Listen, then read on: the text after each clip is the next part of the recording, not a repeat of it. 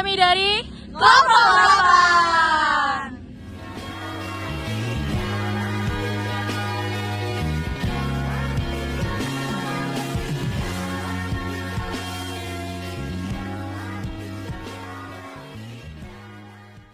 Hai, kita lagi di Rumah Kompos.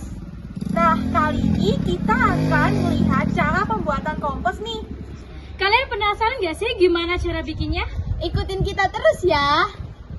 Kompos adalah hasil penguraian parsial atau tidak lengkap dari campuran bahan-bahan organik yang dapat dipercepat secara artifisial loh, dengan berbagai macam mikrob dalam kondisi lingkungan yang hangat, lembab, dan aerobik ataupun anaerobik. Dengan Bapak siapa? Ilham.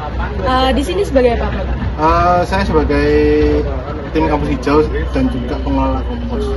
Mendirikan pupuk kompos ini awal mulai tujuannya apa sih? Jadi tujuannya adanya rumah kompos di UNER ini, yang pertama pasti untuk mengurangi timbulan sampah ya, Mbak. Jadi timbulan sampah itu semakin lama semakin tinggi karena juga UNER juga semakin tahun juga adanya perluasan taman dan revitalisasi taman. Yang kedua, biar sampah yang keluar ke TPA itu nggak banyak, seperti itu. Karena mulai tahun 2021 sejak saya masuk ke UNER ini, kampus sudah berkomitmen bahwa sebagaimana caranya sampah yang dihasilkan oleh UNER itu nantinya akan dikelola sebaik mungkin, meskipun itu organik atau anorganik. Jadi sampah yang keluar itu tidak banyak. Lalu yang ketiga, masalah kos. Jadi biar waktu perawatan taman atau pembuatan taman baru, UNER ini nggak beli banyak dari kompos luar, gitu. Karena sebelum adanya rumah kompos ini, untuk perawatan taman atau pembuatan taman baru kompos selalu beli di luar. Dan semenjak adanya rumah kompos, kita bisa supply taman itu sendiri dan bisa menghemat sekitar 7-10 buat pembelian kompos sendiri. Lalu kalau prosesnya sendiri seperti apa?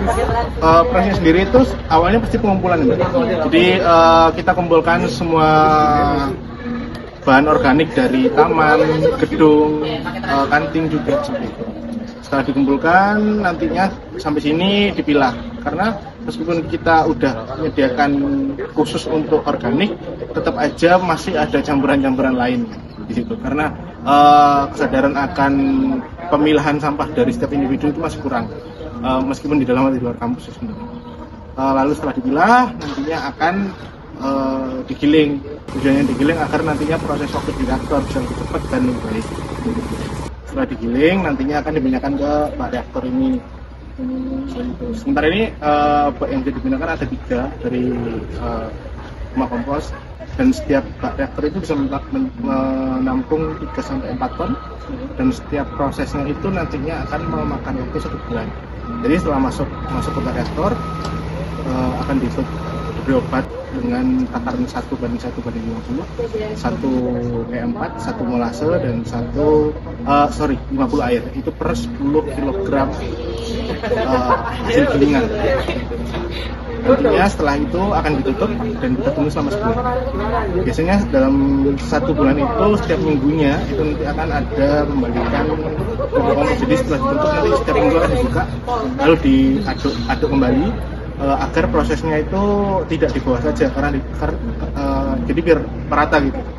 Dan efek samping dari reaksi anaerobik kan suhu di dalam itu pasti tinggi, dan tujuannya dibuka biar suhunya normal kembali.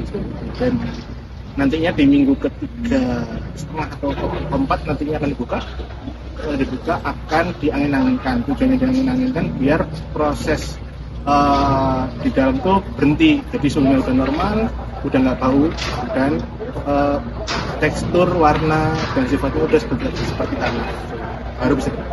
Lalu dari pupuk kompos sendiri ada kriteria yang kayak harus bagus kayak apa gitu, Pak? Kriterianya dia tuh kalau bagus, semakin mendekati tanah semakin bagus. Seperti itu. Jadi dari warnanya, dari teksturnya, dari udah nggak bau dan lain-lain. Dan kalau dipegang tuh udah nggak menumpah lah. Nah, udah pada tahu kan gimana proses pembuatan pupuk kompos itu? Mudah kan? Waktunya aku dan kamu membuang sampah sesuai jenisnya, organik maupun anorganik ya.